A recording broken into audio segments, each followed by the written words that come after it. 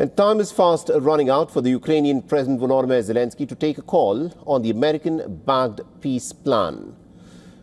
President Donald Trump has set the 27th of November as the deadline for Ukraine to accept this proposal. Speaking at the Oval Office, Trump said that Zelensky will have to approve the peace plan if any progress is to be made towards ending this war.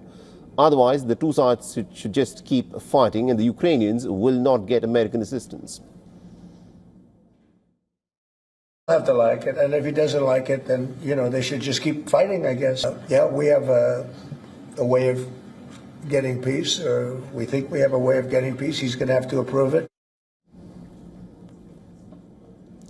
Now, Trump also reminded Volodymyr Zelensky of his limited bargaining power, referring to the infamous Oval Office meeting between the two leaders earlier this year. Trump remarked that the Ukrainian president does not have the cards to dictate the terms of the war. Well, at some point he's going to have to accept something. He hasn't accepted. You remember right in the Oval Office not so long ago, I said, you don't have the cards. Don't forget, I inherited this war. This war never would have happened. I inherited this war. And according to reports, the peace plan calls on Ukraine to give up the eastern Donbas region and to recognize the Crimea, Luhansk and Donetsk as parts of Russia. Ukraine is also expected to withdraw its forces from parts of Donetsk Oblast that it controls, and the proposed plan limits Ukraine's armed forces to about 600,000 personnel and prohibits it from joining the NATO military alliance.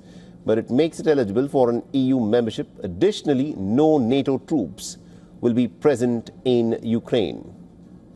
The peace plan also states that Kyiv must hold elections in about 100 days and agree to be a non-nuclear state. If Ukraine agrees to these conditions, then it will receive some security guarantees and a global package to rebuild itself. Reports also now suggest that Trump has threatened to cut off vital intelligence sharing and weapon supplies for Ukraine if it fails to agree to the proposed peace plan. This puts Kyiv in a very delicate position. Since the Russian invasion of Crimea in 2014, the United States has been supplying Kyiv with a continuous stream of electronic, satellite and human intelligence, and US's intel support has proven to be decisive in the battlefield in making the Ukrainian attacks on the Russian military to be more effective. And if Trump were to pause the intelligence sharing with Ukraine, then Europe will emerge as the most obvious alternative source. But the big question is, of course, this: can Europe match the scale, the speed and the quality of the American military intelligence? Firstly, Europe will need a stark increase in funding from the likes of France, the United Kingdom and Germany to step up intelligence collection. It will also require a strong focus on coordination and overcoming some European legal restrictions on sharing intelligence. But more importantly, Europe will have to overcome about 70 years of institutional memory to create new working patterns in the absence of critical US support. The peace plan has sent ripples across Europe, with leaders now voicing concerns that it could leave Ukraine very vulnerable.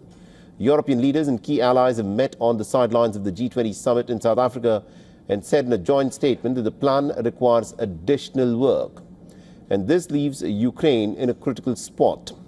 If it accepts Trump's peace plan, it will have to cede large chunks of territory to Russia and accept terms that Zelensky has rejected from day one. But if it declines the American proposal, then it risks losing a very critical ally on the battlefield, leaving Kyiv more vulnerable than ever before. All right, now joining us on the broadcast, we've got Dr. Glenn Deason, who's a professor of international relations at the University of Southeastern Norway and also an editor at Russia and Global Affairs Journal, and is joining us live all the way from Oslo in Norway. Dr. Deason, thank you very much indeed for joining us here on WION. Now, what do you make of how the Ukrainians have reacted so far to this 28-point peace proposal, which effectively has come in the form of an ultimatum by Donald Trump, where he said that if the Ukrainians don't agree to this proposal by next Thursday, then the Americans will reconsider their intelligence sharing and military aid? Well, I think they're taking it serious that the Americans want to push this peace plan through. And of course, this makes things a lot more critical because, as you know, things have been going from bad to worse on the front lines, where it's collapsing at ever greater speed. The economic situation is also going from bad to worse. with the knocking down of the electric grid. This winter will be quite terrible. And of course, there's a political scandal in Kyiv as well. So things are already going bad. So if the United States decides, and they have to put a lot of pressure on Kyiv to implement this, given that there's a lot of resistance. So with the U.S. Threat of cutting off logistics or intelligence, it could make things very quickly even worse for Ukraine. Right. Now, the obvious question is obviously this. The Ukrainians will have to cede territory. A lot of people are saying that this is some kind of a real estate deal more than a peace deal that has been floated by Trump, where he wants the Ukrainians to cede eastern Donbas region to the Russians, who will have de facto control, but the Ukrainians still will be the legal owners of eastern Donbas, and Russia will pay money to be in possession of that land. How do you think the Ukrainians will in fact accept this? And what is Europe's position? Because a lot of the European leaders are not very happy with many of these proposals that Donald Trump has put forth.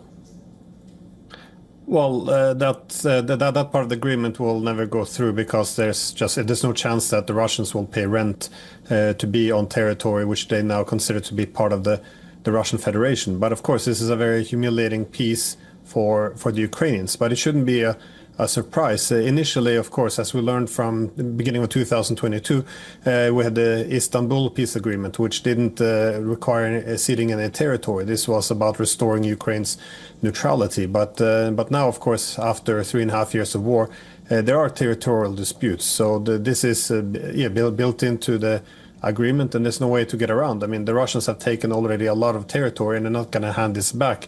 So this is more or less just adjusting to reality.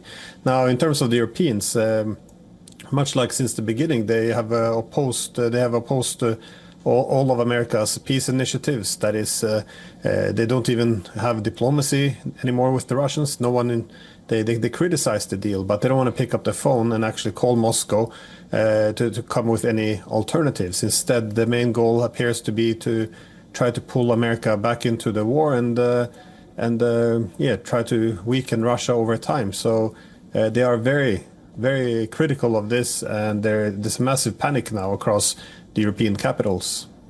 We'll, of course, have to wait and watch as to how the Europeans proceed on this proposal. But thank you very much indeed, Dr. Glenn Deason, for joining us and getting us that perspective from Oslo in Norway. For all the latest news, download the WION app and subscribe to our YouTube channel.